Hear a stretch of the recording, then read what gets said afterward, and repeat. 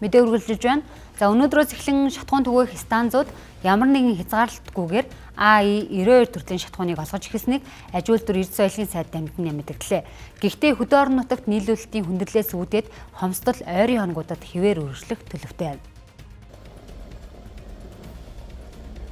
Энэ Улаанбаатар хотын төвчрэл дундуур одоо өдөр шөнөгүй цэнгэлт хийж бас энэ үүссэн шокыг бас тайвшруулж байна. Аюултай ачаа өдрийн цагаар тээвэрлэж байна. За аюултай ачаа өдрийн цагаар тээвэрлэж байгаагийн гол санаа бол энийг бол анхааруулж хэлж байгаа гол санаа нь юу гэхээр дүнжин гаруй ослыг бүгдээр бас мартаагүй байх тийм ээ. Тэгэхээр энэ бол маш эрсдэлтэй үйлдэл.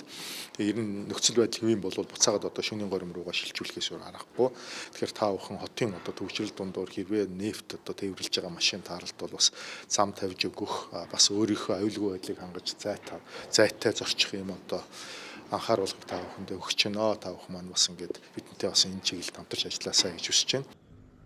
Цаашид шатхууны хомсдол үүсэхгүй тулд 3-6 сарын нөөц бүрдүүлэх зорилт тавьсан юм а.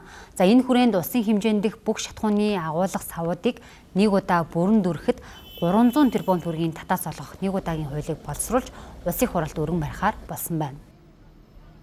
Хэлбэл одоо аж ахуйн нэгжүүдийн хоосон байгаа савнууд Монгол улсын хэмжээнд одоо байж байгаа бүх савнуудыг одоо нэг удаа дүүргэж эргэлтэнд оруулах ийм одоо хөрөнгийг одоо Монгол банк болон бусад их усүрээс яралтай гаргах одоо ковидын үед хэрэгжүүлжсэн арга хэмжээг дахин хэрэгжүүлэх энэ одоо зохицуултыг хийх хуулийг яралтай оруулж ирээ гэдэг юм үрэг даалгаврыг өглөө манай яамных одоо энэ бүтэн хэмжээнд нийлүүлэхэд нэг хамгийн багадаа 300 тэрбум орчим төгрөгийн хэрэгцээ байгаа. За энэ бол нэг удаагийн л гал намжих шийдвэр. Урт хугацаанд нефтийн бүтээгдэхүүний тогтвортой, найдвартай хангалтыг бүрдүүлэх нь Монгол улсын стратегийн чухал сэдэв юм а. Тэгвэл Дорноговь аймаг дахь нефт боловсруулах үйлдвэрийн барилга угсралтын явц 50% үргэлжилж байна.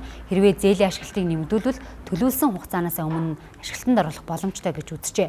Түүнчлэн Оросын албаны усаас АИ-92 шатхууныг хямдралтай үнээр худалдаа авах гэрээ 2027 онд дуусгав. Үүнээс наан буюу 2026 онд нийслэл Улаанбаатар хотыг Евро 5 стандартын шатхууны стандартад тогтоохоор төлөвлөж байна. За энэ тохиолдолд бүгд найрамдах Хятад ард улсаас авах нефтийн бүтээгдэхүүний экспорт нэмэгдэх хандлагатай байна.